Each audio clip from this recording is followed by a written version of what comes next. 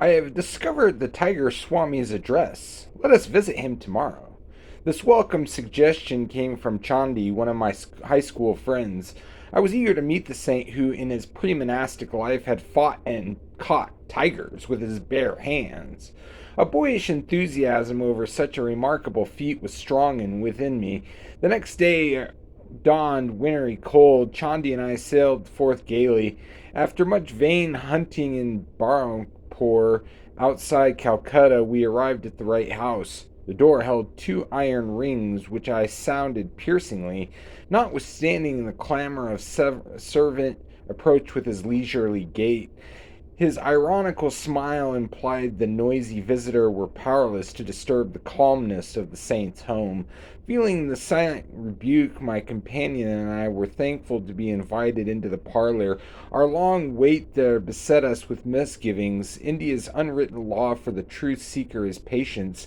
A master may proposedly make a test of one's eagerness to meet him. This psychological ruse is freely employed in the West by doctors and dentists. Finally summoned by the servant, Chandi and I entered the sleeping apartment. Famous Sohang, a monastic name. Swami was seated on his bed. The sight of his tremendous body affected us strangely. With bulging eyes, we stood speechless. We had never before seen such a chest on such football-like biceps.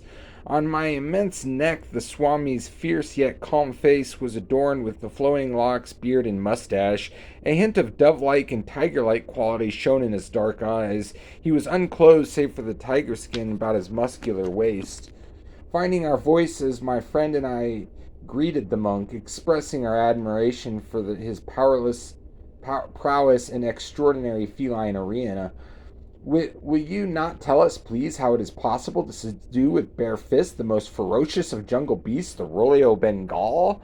My sons, it's nothing to fight tigers. I could do it today if necessary. He gave a childlike laugh. Ha ha ha!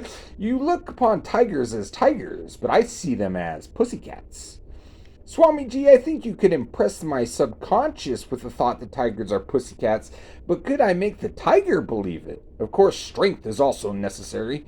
One may not expect victory from a baby who imagines a tiger to be a house cat. Powerful hands are his sufficient weapon. He asked us to follow him into the patio, where he struck the edge of a wall. A brick crashed to the floor, a sky peering boldly through the gape, a lost tooth space in the wall. I staggered in astonishment. He who has removed a mortar brick with a solid wall in one blow, I thought, must surely be able to displace the teeth of tigers. A number of men have physical powers such as mine, but still lack the cool confidence. Those who are bold bodily but not mental stalwart may find themselves fainting at a mere sight of a wild beast bounding freely in the jungle. The tiger in his natural ferocity and habitat vastly different from the opium-fed circus animal. Many a man with Herculean strength has nonetheless been terrorized in abject helplessness before the onslaught of the Royal Bengal.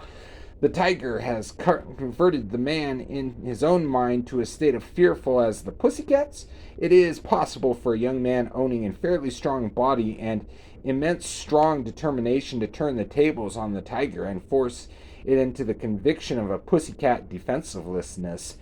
How often I have done just that. I was quite willing to believe that the titan before me was able to perform the tiger pussycat metamorphosis. He seemed to be in a didactic mood. Chandi and I listened respectfully. Mind is the wielder of muscle. The force of a hammer blow depends on the energy applied. The force expressed by a man's bodily instrument depends on his aggressive will and courage. The body is literally manufactured and sustained by mind, though pressure from instincts from past lives, strengths, and weaknesses percolate gradually in human consciousness. They express as habit, which is turned manifest a desirable or undesirable body. Outward frailty has a mental origin. In its vicious cycle, the habitat-bound body thwarts the mind if the master allows him to be commanded by a servant. The later it becomes autocratic. The mind is similarly enslaved by the submitting of bodily dictation. At our entreaty, the impressive swami consented to tell us something of his own life. In my early ambitions was to fight tigers. My will was mighty, but my body was feeble. An ejaculated of surprise broke from me. It appeared incredible that this man, now an Antillean soldier's shoulders fit to bear, could even have known weaknesses. It was indomitable persistency in thought of health. It was an indomitable persistency in the thoughts of health and strength that I overcame my handicap. I have every reason to extol the compelling mental vigor which I found to be real subduer of the Royal Bengals. Do you think, revered Swami, that I could ever fight tigers? This was the first and the last time the bizarre ambition ever visited my mind. Yes, he was smiling, but there are many kinds of tigers. Some roam in the jungles of human desire. No spiritual benefit accrues by knocking a beast unconscious. Rather be victor of the inner prowess. May we hear, sir, how you changed from tamer of wild tigers to a tamer of wild passions? The tiger swami fell into silence. Remoteness came into his gaze, summoning visions of bygone years. I discerned his slight mental struggle to decide whether to grant my request. Finally, he smiled in acquiescence.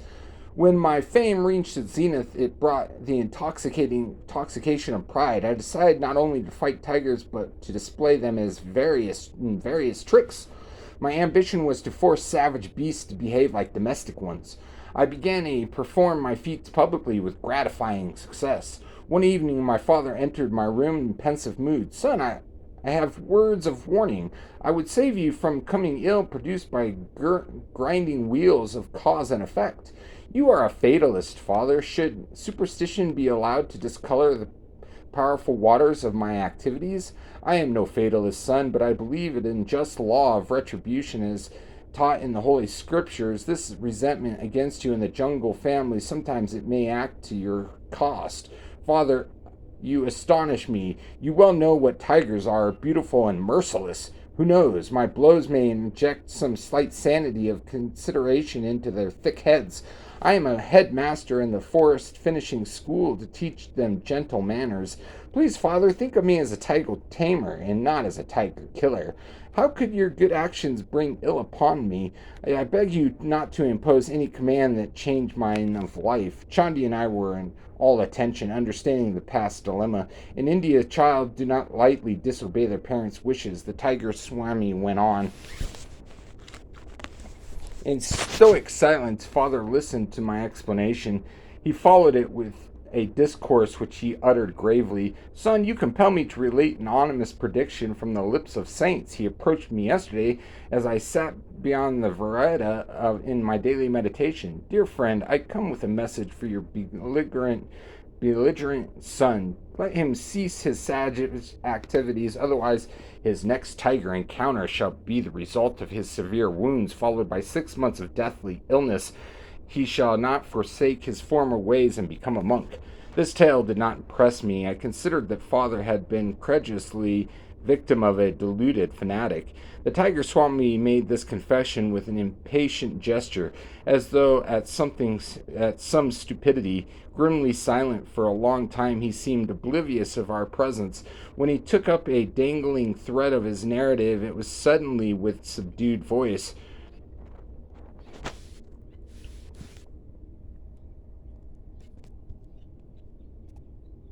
Not long after father's warning, I visited the capital city of Conchbanha. A picturesque territory was new to me, and I expected a restful change. As unusually everywhere, a curious crowd followed me on the streets. I caught bits of whispered comments. This is the man who fights wild tigers. Has he legs or tree trunks? Look at his face. He must be an incarnation of the king of tigers himself. You know how well victims urchins function like final editions of a newspaper. With the speed do you ever later speech bulletins of a woman circulating from house to house. Within a few hours, the whole circle was in a state of excitement over my presence. I was relaxing quietly in the evening when I heard the hoofbeats of a galloping horse. They stooped in front of my dwelling place and came to number of tall, turbaned policemen. I was taken back That's the end. I got